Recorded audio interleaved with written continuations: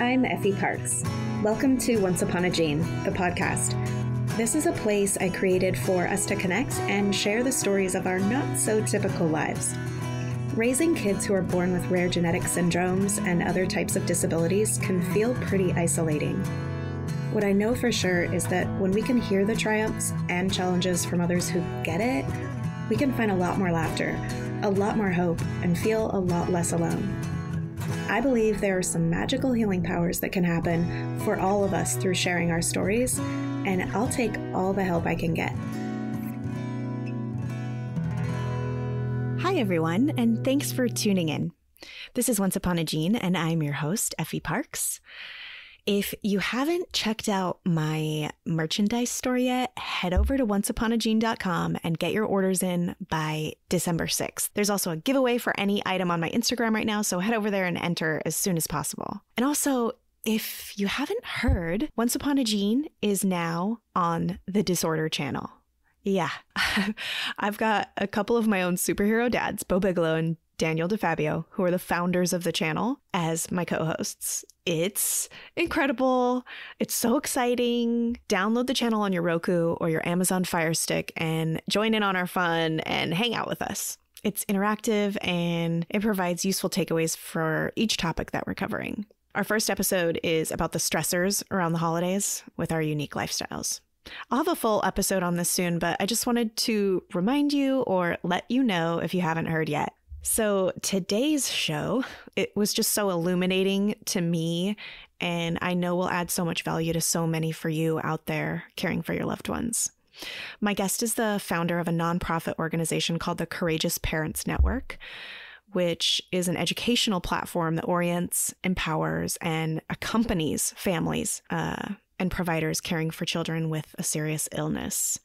The mission and goals of Courageous Parents Network originate in the experience of my guest parenting her second daughter, Cameron, followed by her diagnosis of Tay-Sachs at the age of 6 months. I adore her, and I had a lot of fun listening and learning from her, so let's just get started. Please enjoy my conversation with Blyth Lord. Hi, Blyth. Welcome to the show. How are you today? I'm very well. Thank you, Effie. Thank you for the invitation to be here and talk with you. Yes, and I'm so glad the day finally came because I've been wanting to talk to you for a long time. The work that you're doing is just so important, and I really wanted to share it with my audience who maybe hasn't heard of you and the Courageous Parents Network yet. So thank you. Yeah. Can you give us all some background about you and your family? Sure. My husband and I have 3 daughters. Our oldest is soon to be 24 and our youngest is 19, all daughters. And our second daughter, Cameron, would be 22, except I never think about her that way because she died at the age of 2 in 2001 from the rare genetic condition Tay-Sachs. She had infantile Tay-Sachs. She was diagnosed at 6 months of age, which is very, very early to be diagnosed with infantile Tay-Sachs. Most families of children with Tay-Sachs have what your audience will understand as that diagnostic odyssey. The reason she was diagnosed so early is that her first cousin, Hayden, who is the biological nephew of my husband, was diagnosed with infantile Tay-Sachs when he was 18 months. When he was a year old, he was diagnosed as having cerebral palsy. But when he was 18 months old, which was when my daughter Cameron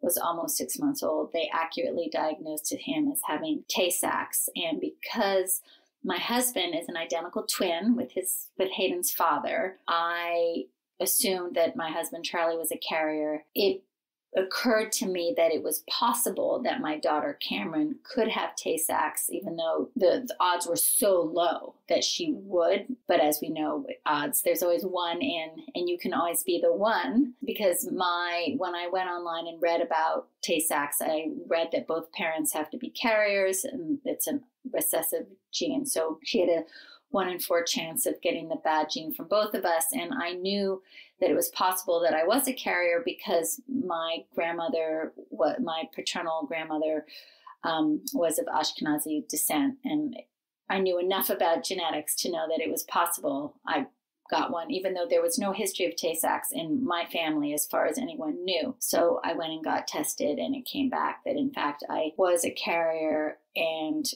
we thought perhaps maybe Cameron would not have it just because my husband and I were both carriers. Maybe she wouldn't have it, but we went and had her tested, and they did the enzyme assay test, which is the most accurate way of seeing whether somebody has Tay-Sachs, and it came back that there was very, very little enzyme activity in her blood, and that told us that, in fact, she did have it. So within 2 weeks, my husband's parents, the grandparents, learned that 2 of their grandchildren had this rare fatal condition. And it was an extraordinary time for my family. And it continues, of course, to be a big part of our family story and how we all talk about our family, the Lord side of the family, and the cousins, my 2 surviving daughters and Hayden's 2 younger sisters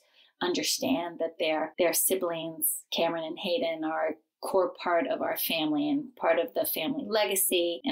We started a family foundation. The 6 grandparents, the boys' parents and my sister-in-law's parents, they were the founding trustees, and we've been running it ever since. So it's just in our lives, as you can imagine. So I'm sure we'll talk about bits and pieces of this further, but that was a long answer to your question. No, thank you for that response. And I'm so very sorry for the loss of your daughter and your nephew and just all of that came into your family. But I love what you said about what has become of it and how special those kids still are and what an integral part they've played in moving forward. And it's really remarkable what your family took from this extremely painful situation. A big part of what I work on now is promoting the value of palliative care. And palliative care is for any person, or in this case, pediatric palliative care for any child who has been diagnosed with a life-threatening condition. And because there was no hope for a treatment or therapy when my nephew and daughter were diagnosed, the only care plan we had was a palliative care plan. And while it was devastating in that there was nothing we could do to give our children a longer life, and there was no hope that we could extend their lives through experimental treatments or trials. When palliative care is your only plan, there's a lot of acceptance and peace and resolution that comes with that. And I will say that, we had 18 months to come to grips with what the prognosis was and what we wanted for her life. I mean, it evolved over 18 months, but early on we had to accept what was coming. And it meant afterwards, Effie, that it was easier to begin focusing on what our children's legacy would be and how we would find meaning in their lives, because we really began doing that work shortly after, as we shifted our expectations for their lives to be not long lives, but short, beautiful lives. Yeah, you really started throwing out the lines ahead of time, if you will. Yes. Can you explain what exactly palliative care is for those who don't know? Because I know for me, before I was in this world, if someone would have said that to me, I would have thought hospice. Yes. And that's not exactly what this is. Thank you for that question. Thank you for that question. I love that question because it's important to clarify and make the distinction. Hospice is end-of-life care. And hospice is really the very, very tail end of palliative care. Palliative care focuses on quality of life and quality of days for anyone living with a life-threatening condition. So for anyone who has really, from point of diagnosis on, palliative care is an appropriate addition to a care plan. It can be delivered and is delivered typically concurrent with curative treatments designed to treat and manage and hopefully cure the condition. In the case of my daughter, where there were no treatments or cures, as I said, it was only palliative care, but people receiving treatments for cancer, for cystic fibrosis, for other conditions for which there's going to be a lot of medical complexity and difficult decisions around medical interventions and decision making. Palliative care really helps the patient or the patient's family, and in this case, the patient's parents, think about what quality of life means and what the individual's goals of care are, and to help them make decisions that will realize those goals of care. In the palliative care world, they say palliative care is an extra layer of support. So it's like you will have a doctor and a medical team that's focused on treating all of the disease-directed interventions, and a palliative care person or palliative care team is concurrently having different sets of conversations with you or additional conversations with you to make sure that all the work you're doing in this other space is what you want, will have the desired outcome. And another piece of it is certainly for families of children who are living with medical complexity, where they often have 16 to 22 specialists on their child's team: neurology, pulmonology, cardiology, nutrition. I mean, so many different orthopedics, so many different care providers and specialists. Typically, those specialists are not talking to each other. Like the neurologist is just focusing on the brain, and the pulmonologist is just focusing on respiratory.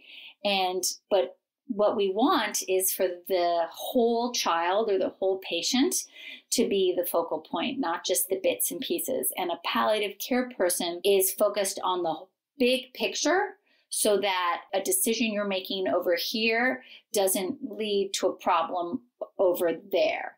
And a good example for that will be a palliative care consult or a palliative care meeting would bring all the specialists together in the room to have a conversation about what a decision in one area might mean for another. For example, if you're just thinking about spinal fusion surgery for your child, what implication is that going to have on GI? What implication is that going to have on pulmonology? Just all of those bits and pieces, because our bodies are complex systems and everything is very interdependent, but specialists don't always focus on the whole system. They just like to focus on their own piece of it. Sure. Like maybe that spinal fusion surgery would be great for this one purpose, but maybe it's going to affect your life or your child's life in many different aspects that might pull against that. Yes. And if your child's mobility is a really big deal, so that they can sit up comfortably in their chair or in their wheelchair, get to school easily, things like that. What is the implication of a decision to do surgery going to have on their ability to go to school or to be comfortable at school? If your desire is that your child be comfortable in school, let's have a conversation about all the ways we can do that. And in this case, it may be that spinal fusion surgery is precisely the right thing. Those are the types of conversations. It is often the case that a specialist won't be thinking about what this person's life is like in another context. They're just looking at the body. So palliative care really does look at the big picture. You said that it's an extra layer of support, but it's more like a mighty, it's a whole separate network. It's a whole cake. There's so many different analogies you could have. I think of it just as there's nothing that can protect you from what's coming, but there are things that can improve the outcome, what your goals are, and how you feel about decisions that you made, and how you feel about the quality of life that you're able to give your child. And that is, at the end of the day, the primary goal of palliative care is to support quality of life, whatever that means for the child and the child's family. It reminds me of something you said, and I don't remember where I saw it or heard it, but you described it as minimal regret and maximum healing, which I thought was a really beautiful description of it all.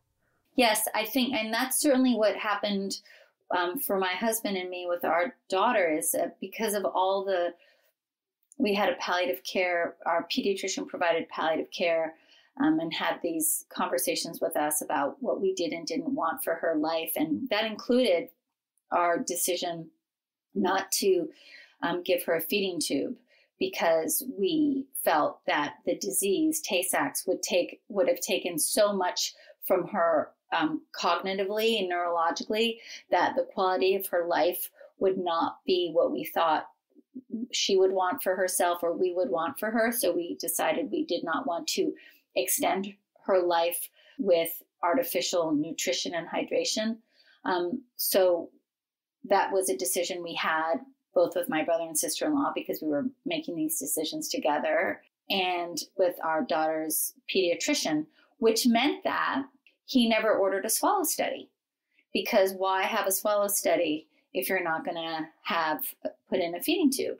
And that is something that really gets me, or if you're not willing to consider a feeding tube, I should say. And I sort of, when I'm on my high horse about these things, when I hear families who say, my child is going in for a swallow study, and then what I always wonder is, have you had a conversation about what you will do if you find out, or when you find out, that your child is aspirating? Because so many of these children aspirate.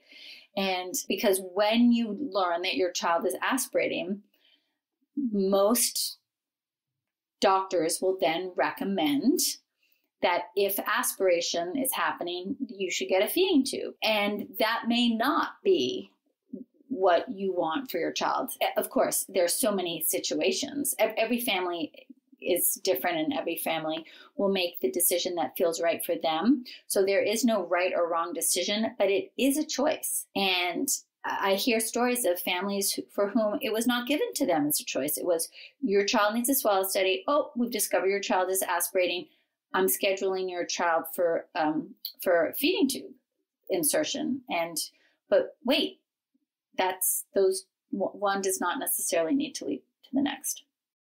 Yeah. So really being intentional about the decisions that you're making, and not just going through the motions in your doctor's appointments and doing what you're told, in a sense, but really finding the people that you can ask these questions to or learn from. Yes, exactly. I'd like to think at Courageous Parents Network, we are all about empowering the parents as decision makers, and the importance of shared decision making and informed decision making.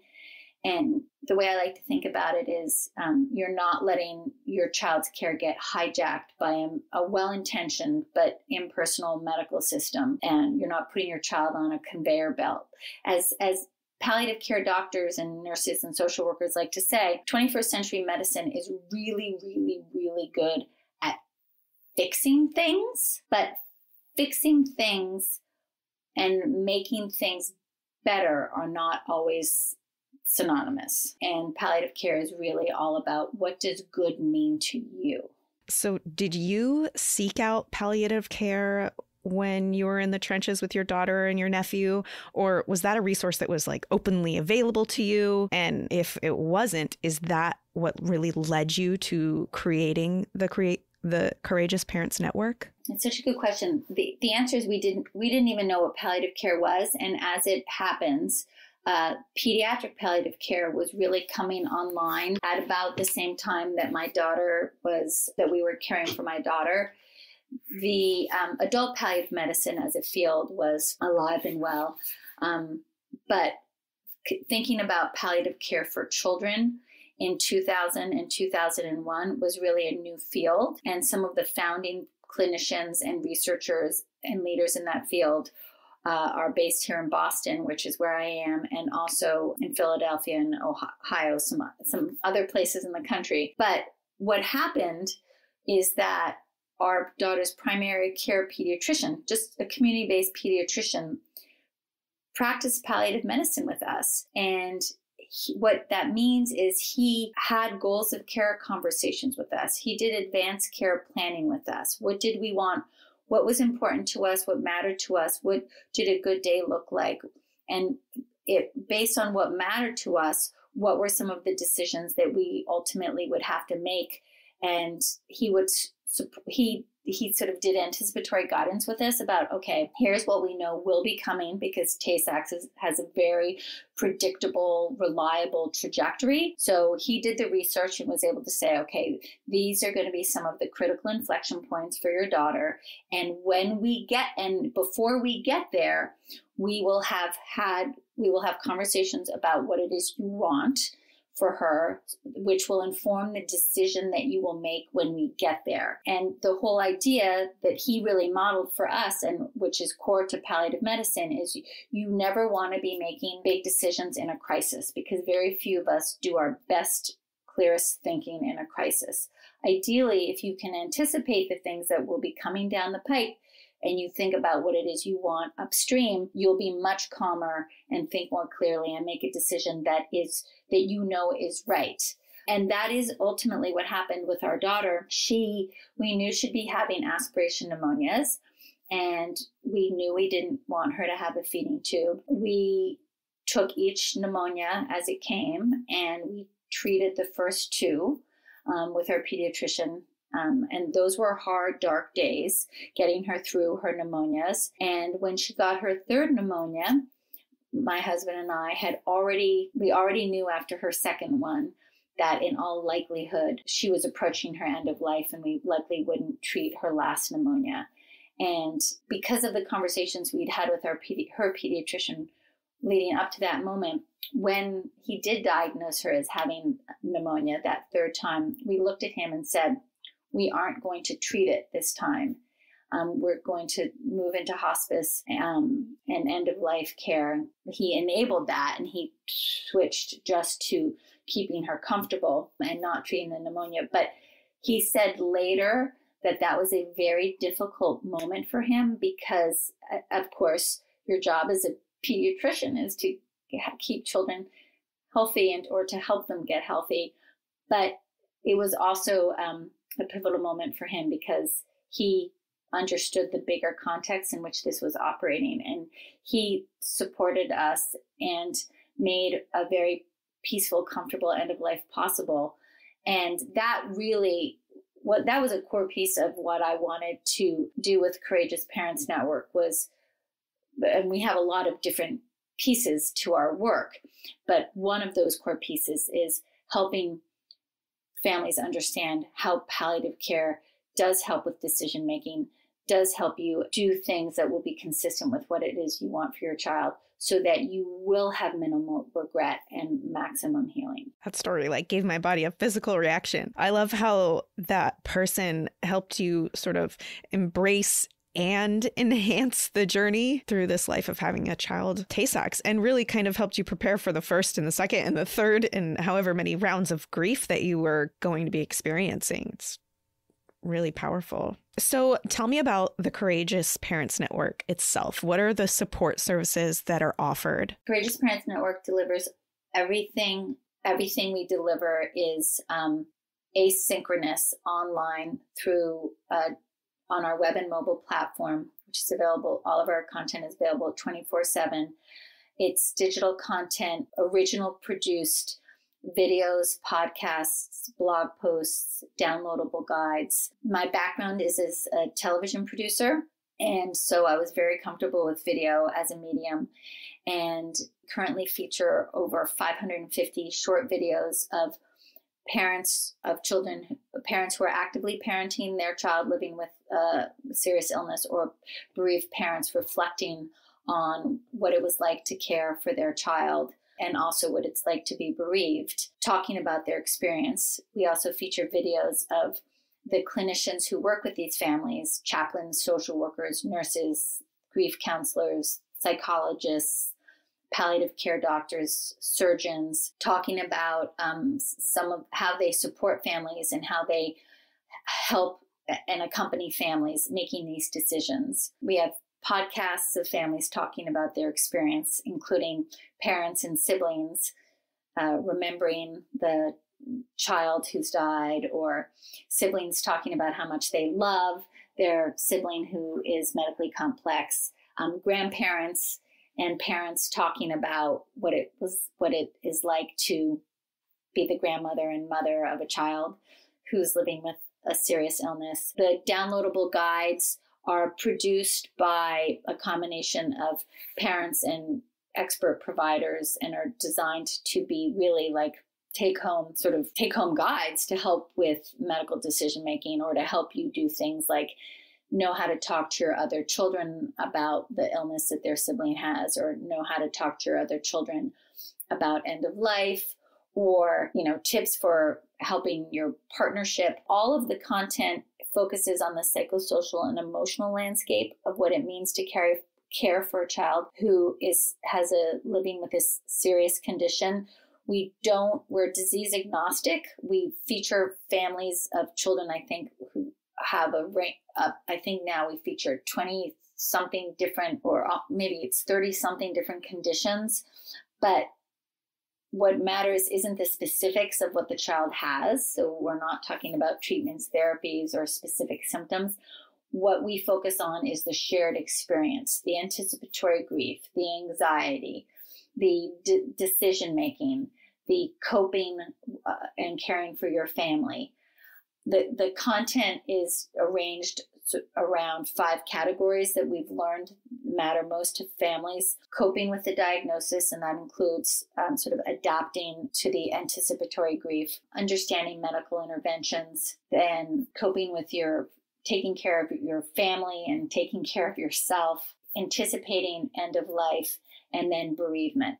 So a lot of our materials are for families whose children have been recently diagnosed. They are not going to pay attention or want to pay attention necessarily to the materials we have for bereaved families. And certainly we hope that will be families whose children will live for a long, long time or be cured of their condition, who would still benefit from the materials we have around things like working with the medical team, living in the hospital, navigating the hospital, navigating the NICU, taking care of the other healthy children, finding support in your community, issues of faith. Because we're by parents for parents, we really understand the wide range of issues that families must deal with. And every year we're sort of tackling a new piece of the puzzle. And it's very comprehensive now. This year we launched a new unit on understanding the clinical trial option, because a lot of our families have children living with a rare condition, and as gene therapies and enzyme replacement therapies are coming online, families are having to make decisions about whether they want to participate in a trial and need to understand what it means to even consider a trial, and all the things like eligibility and inclusion and exclusion criteria. So we look at that. We also have content on the decision of whether to even try to have another child once you've learned that you're a carrier for a rare condition. We know that families wrestle with the decision to have more children, and that's a topic we have. We're developing a new content area on what it means to have a subsequent pregnancy in the shadow of grief, because some of our parents, it was their first child who died, and now they're pregnant and anticipating their next child, but it's complicated for them.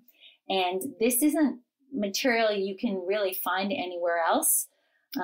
So if families tell us this is stuff they wrestle with, and we can bring parents and providers together to develop trustworthy, reliable, honest information and materials, then we're going to do it and make it available on the platform. Yeah. And someone picked out every single example that you told me. And what I love is, like you said, it's so vast and it covers something for everyone. And even in different types of mediums, right? Like whether you like to read about it or you like to listen to a podcast when you're driving to the doctor, or these beautiful films that you have created. I mean, I highly recommend going to the courageousparentsnetwork.org and watching some of these films, and maybe even seeking out the topics of things that are going on in your life, or that you're struggling with, or that you think you might be struggling with later, because they're just incredible. And this is like the hub of rare disease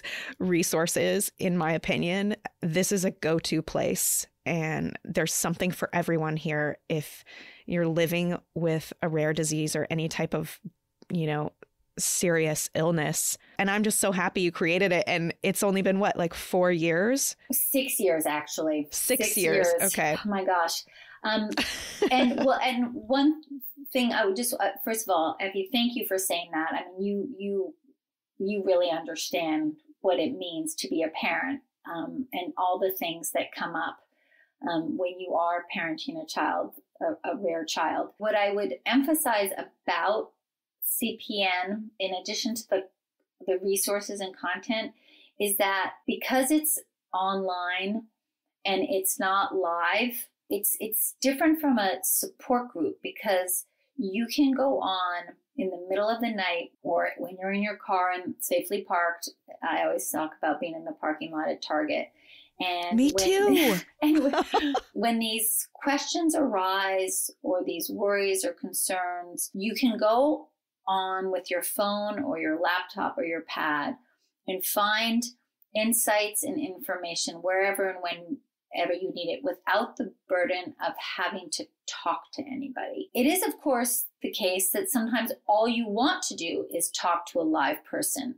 And of course, there is no substitute for talking to somebody in the moment when you want that direct, immediate connection.